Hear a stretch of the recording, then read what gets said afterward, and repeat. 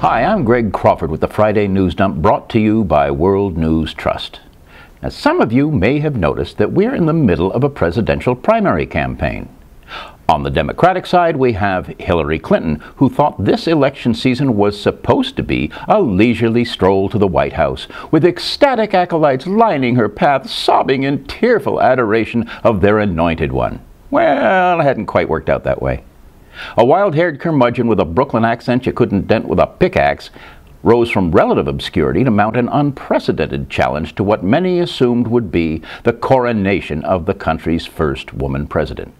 Yes, well, meet Bernie Sanders, an independent senator from Vermont who is running as a Democrat and who has drawn some of the biggest crowds in the history of presidential primaries.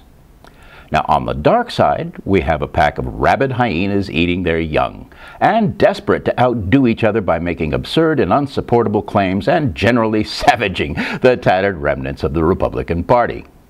Oddly enough, every one of them claims they were told by God that they should run for the highest office in the land. God must have a very weird sense of humor. It's obvious they're all lying. Not even the vindictive Old Testament God with serious anger management issues could possibly think that any of them are qualified to clean the toilets in the White House, let alone live there. Mean-spirited intolerance, unbelievable bigotry, and a frightening absence of empathy define the Republican field. Oh, and let's not forget staggering stupidity, a total disregard for truth, and a depraved indifference toward the inconvenient niceties of representative democracy. Now, their demented followers have gorged themselves on this smorgasbord of insanity and delighted in the vulgarity and malice that spews from the mouths of their favorite candidates like verbal vomit. And so, thus may we dismiss the perverted gargoyles that have emerged from the putrid swamp of conservatism. Now, one might think there would be little difference between the two Democratic candidates. Not so fast.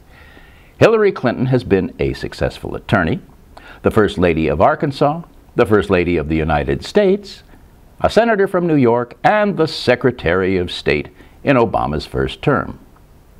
For nearly 25 years, she has also been a favorite target for Republican vitriol. Just whisper the name Clinton in the general vicinity of any conservatives, and their eyes roll back in their heads, they foam at the mouth, and they thrash around on the floor doing the spastic boogie.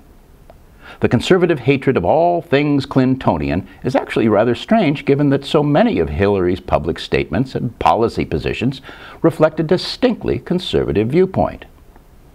Most egregious in the eyes of those to the left of Hillary is her indisputable, and to many indefensible, sympathies towards Wall Street banksters.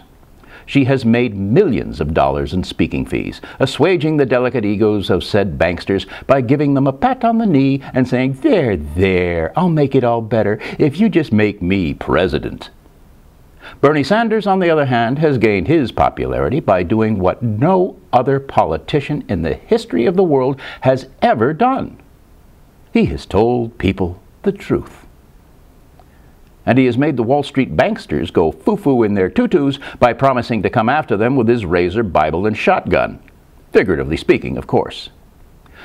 These diametrically opposed viewpoints on the financial industry are the defining issue of this Democratic primary, overshadowing all other differences. Anyone who thinks that Wall Street's shenanigans, as Hillary has dismissed their crimes, don't really affect them, just isn't paying attention.